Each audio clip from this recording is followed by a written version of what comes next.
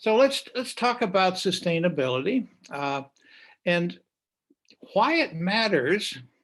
I can say why it matters in the first slide I'm going to put up in a moment, but why it matters, and then talking about how to achieve it, which is certainly the bigger issue. So there's lots of ideas and opinions about what sustainability means, and to me, I can be kind of simple-minded sometimes, but for me, sustainability just means it's the ability for you to keep fulfilling your mission for as long as you wish.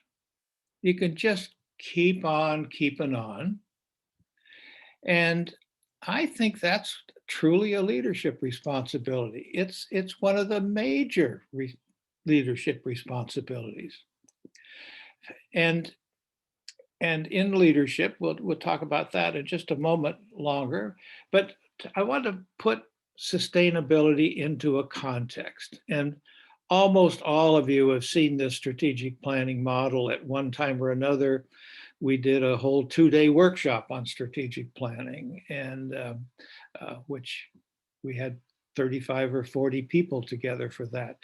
But I just want to use this for context, that certainly organizations begin with vision and mission and typically move into strategic goals and annual objectives and then action plans, so that the efforts within the organization are all of a piece. They're all coordinating for the same goals. And when I used to do this, I don't work with private enterprise anymore, but when I used to do this with businesses, we never worried about success measures because that was really easy. The success measure was, are you making any money or not? But when we're thinking about our NGOs and all of the ones that you guys are running, you think of it like a business. If we're putting all the resources into our business, it's easy. I just go look on the other side and I see how much money is coming back out. And if it's more than what I put in, I'm making a good business. But here we put all the same resources. We put funding and staff and rent and utilities and travel and teaching and all the work that you do. And I look back out the other side, nothing coming out. Well, there's no money coming out, but certainly something's coming out that's more valuable than all the money we put in. So we need to be thinking about our success measures, especially when we run an NGO. And it's right about in that part of the conversation with success measures and setting our 3-year strategic goals that we need to be thinking more and more and more about sustainability and how, as leaders, we build that into the way we operate day to day. And so most of you have seen this before also, that we find in our studies and working with lots of NGOs that sustainability, first thing we always think about is money. Oh God, if I just never have enough money to do what it is we want to do. And donor money is so hard to come by.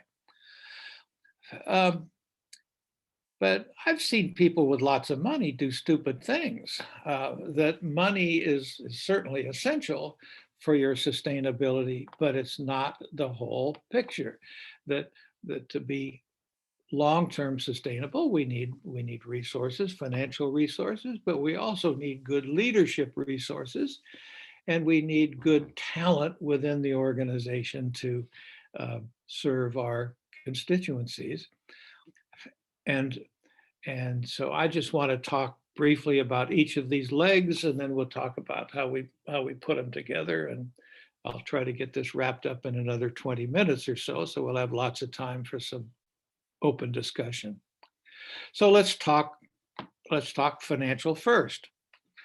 And we find that there are 3 facets of financial sustainability, but it really comes from 3 different sources. Either we get funding from donors, And that can be donors, it can be grants, it can be government grants, private grants, but it's still money that we ask other people for, begging, if you will, and they give us money. Uh, Community support is a different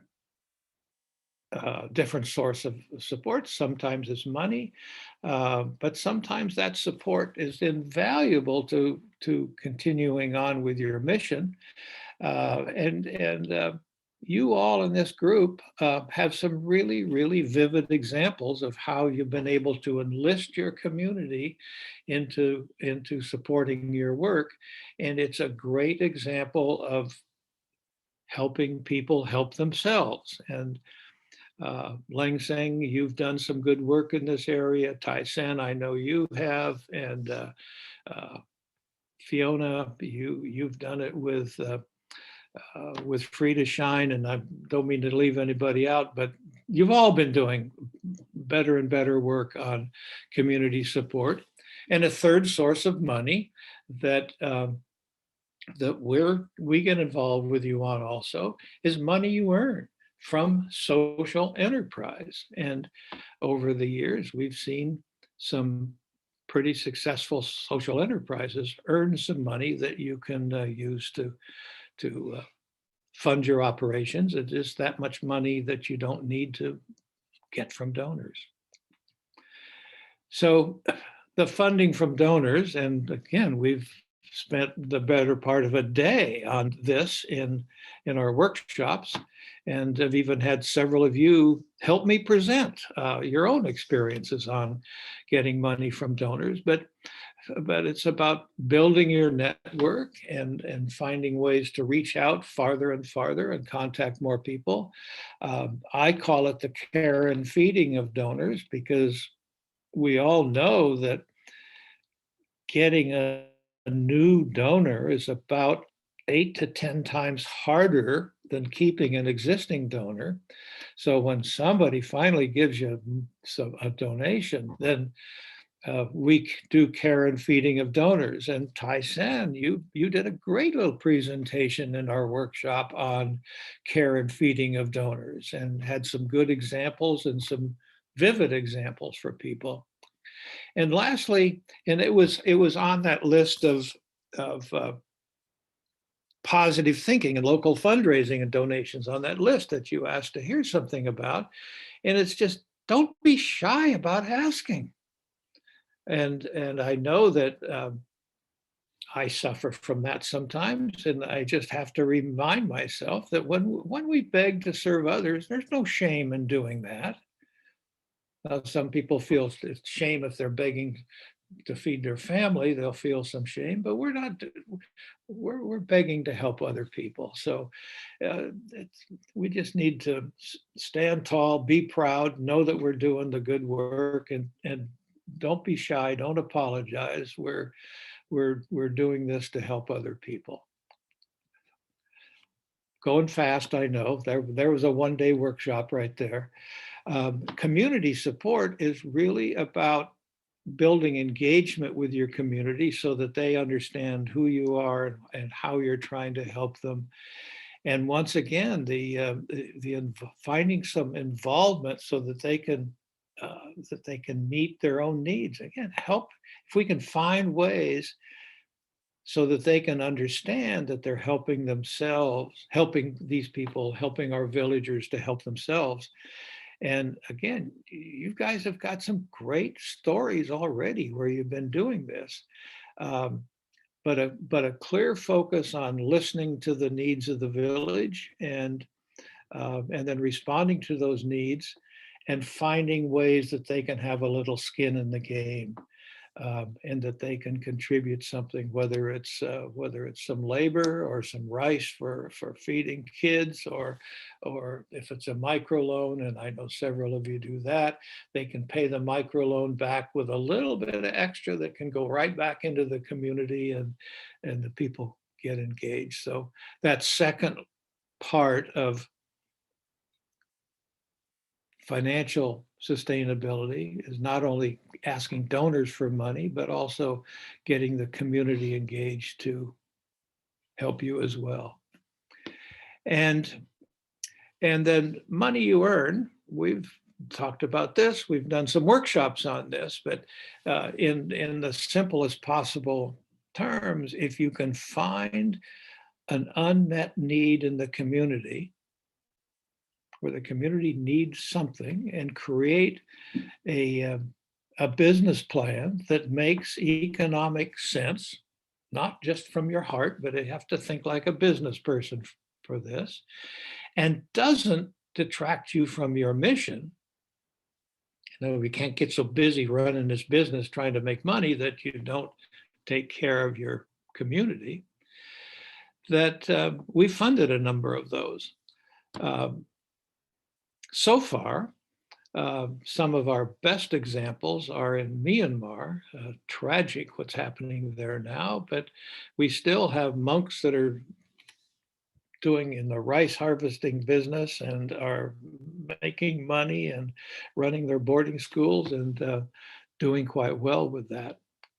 And so we remain, Peter and I and Mizuki and our foundation, we remain always open to good social enterprise opportunities to help you meet your own funding needs.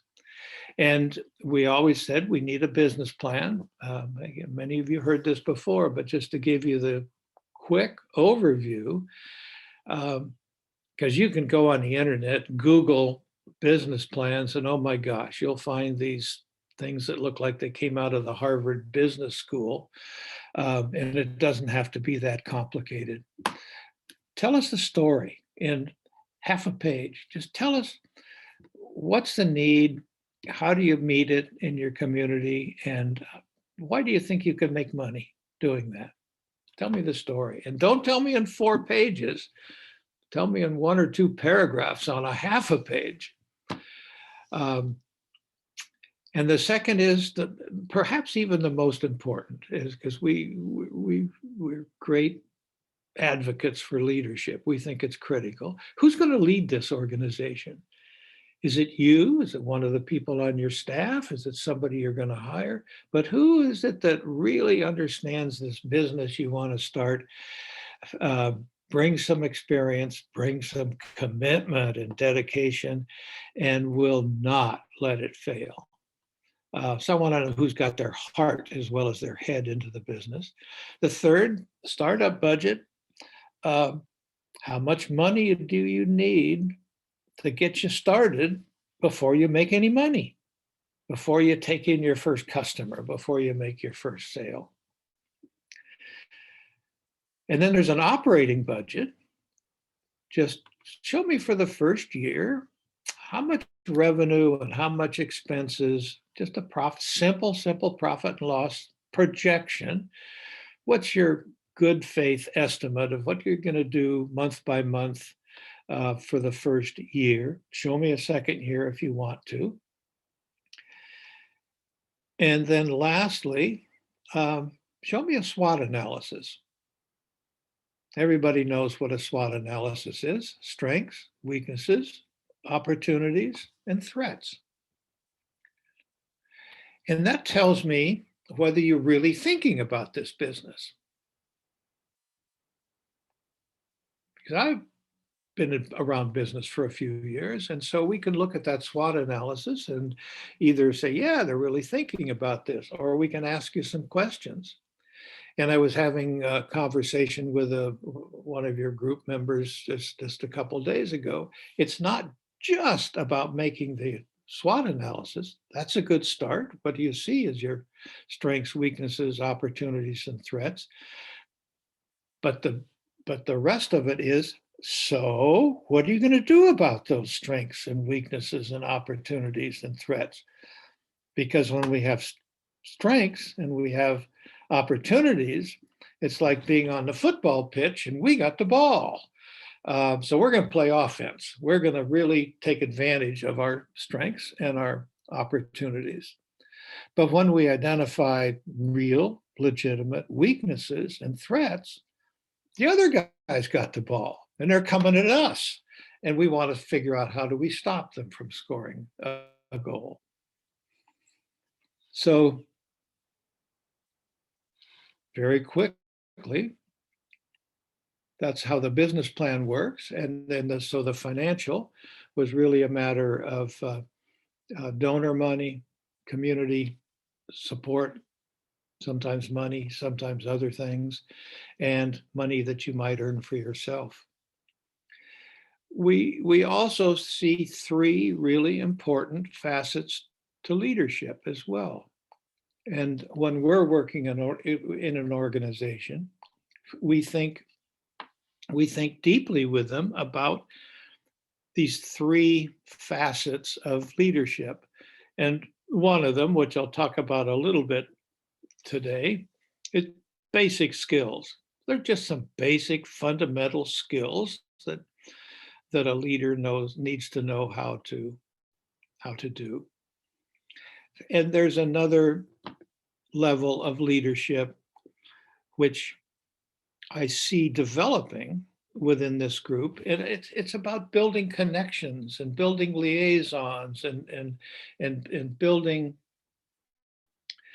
coalitions to work together on common problems. And I believe we did another whole 2-day workshop on building these connections, and that's where we brought in the brilliant professor from California, who actually had a little video for you on building these deeper connections. And lastly, when we think about leadership, it's not just about the skills, and it's beyond building the connections and the coalitions, but how do we take care of the inner leader? How do we take care of the leader so that person doesn't just burn out after 3 or 4 years? And if you didn't feel overwhelmed and exhausted at sometimes from all the demands put on you as leaders of your organizations, I'd question whether you're really human. And so in terms of sustainability, on the leadership pillar, we need good skills. Then we need a leader who can reach out and work in a much larger environment than just his or her own organization. And then we want to make sure that we keep the flame burning, that the inner fire doesn't burn out. And all of those things need to be considered when we're thinking about how do we keep our organization sustainable. And Peter, I borrowed a couple slides from something Peter did with you all a couple of years ago. And these basic skills, and I'm just going to touch on them. I just wanted the words in the slides so that when you have them for future reference, you can look back. And Bill said basic skills, but what did he really mean? Well, and this is Peter's definition, and I really like it. We create an environment that facilitates the accomplishment of our organizational goals. So what does a leader actually do to create that environment? And I promised you quick, but you remember back to the strategic planning model, that leaders insist on clarity about the vision and the mission and the clear goals for the organization. So business plan, success measures would be another word we could use there, another phrase. And effective leaders communicate really well. The regular meetings and shared information and asking for ideas, particularly ideas that support the clear and commonly agreed upon goals. And they know how to engage employees. Coaching people for success and growth and further development, and setting clear goals for each team member, including holding people accountable for doing what they said they would do. and recognizing and celebrating individual contributions, and keeping a really positive environment of finding ways. We always show respect and always treat our people with dignity. And I said, that's very quick. Peter does a really nice half day on those 4 slides, but that is the essence of what leaders do on a day-to-day. And I have worked with enough of you for enough time that when I visit your organizations, I see these skills in action. And it's always a pleasure to see them. And sometimes we have conversations about how to improve skills in one or more of these topics. So we talked briefly about financial sustainability, leadership, and I want to say just a little bit about talent, because you could have a bunch of money and you could be Tai Sen at the head of Human and Hope, or you could be Van That at the head of Women's Resource Center, or you could be Contia at JWalk, or any number of you people, and you ain't going to get it done if you don't have some really good people. And so this is the third strong pillar of becoming a sustainable organization. And we don't get that by just bossing people around and telling them what to do. So back to that effective leaders, and how does an effective leader engage the staff? And I've just got one slide on it, and yet, and it sounds so simple, it isn't. But the first thought is everybody should have meaningful work. And when we're doing our strategic planning process, if everybody understands what the goals of the organization are, why our mission is so critically important, and how their work fits into that, and that we wouldn't be getting it done if it weren't for them, that then we get people fully engaged in work to them that is meaningful. And they may be doing a relatively minor task, or they may be part-time, or they may be a volunteer, or they may be new with the organization. But when we can engage their brain and their heart as well as their body, then they'll get hooked on the mission and become engaged. And we all know that productivity doesn't go up 10 or 20% when people get engaged and really excited about what they're doing. It goes up 100% or 200%. And so that's a powerful facet of being a good leader. And hand in hand with that is develop, train, coach, help them improve, help them see their own future, whether they stay with you long term or move on to bigger and better things. Having zero turnover is not the goal. We want to see our people grow, and some of them will grow within our organization.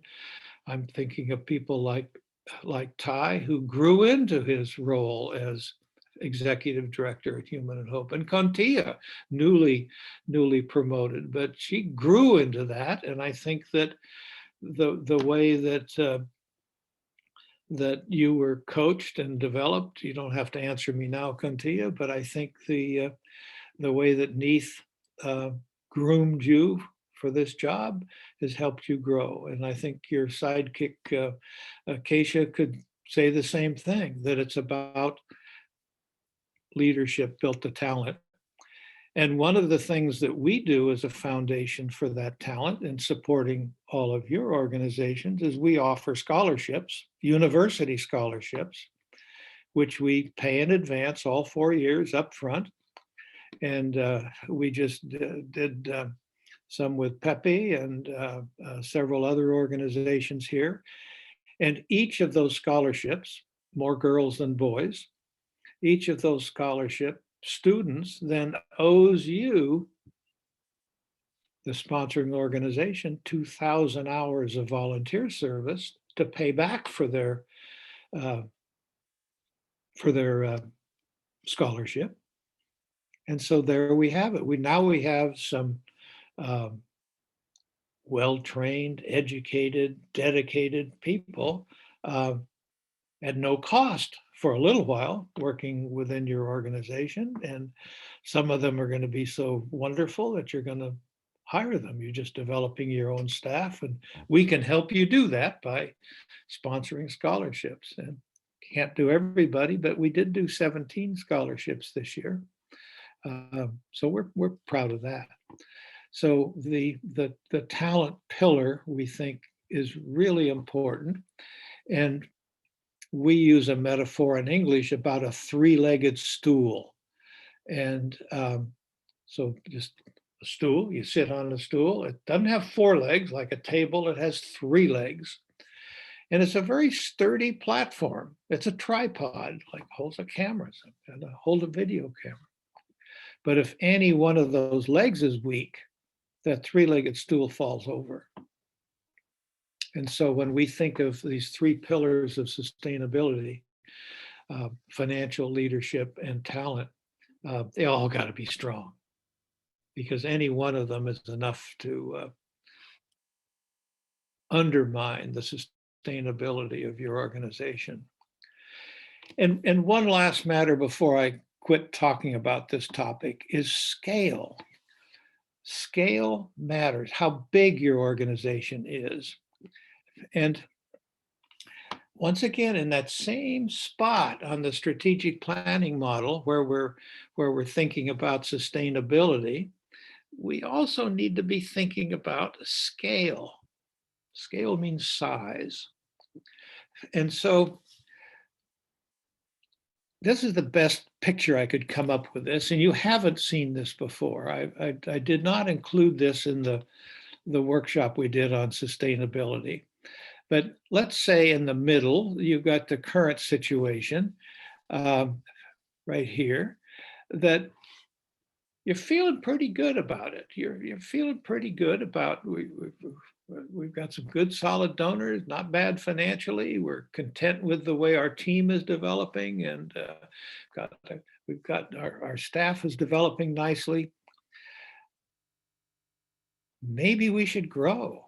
Maybe the mission stays the same, but instead of serving 50 village families, maybe we could grow to 75 village families next year. So, but when we think about should we grow, the finance will need to be stronger, the leadership may need to be stronger, the talent may need to be more and stronger. So just because we're really good right here doesn't necessarily mean we should grow up to this size without giving it some careful thought back when we're thinking at that level of our strategic planning. And likewise, if we're struggling, no matter what we do, we're just underfunded, and every year we think our budget should be $85,000, but every year we're in at $55,000 or $60,000, and we're always falling short, frustrated, exhausted. Maybe to think about sustainability, maybe we ought to be just a little smaller. Maybe we need to just scale back a little bit. So I think that is another challenging issue for a leader to be thinking about. And so adjust the scale if necessary. Think about that. And I'll close where I began, is that leaders focus on sustainability and think holistically about what it takes for their organization to be sustainable, which in my simple definition means the ability to keep on fulfilling your mission indefinitely.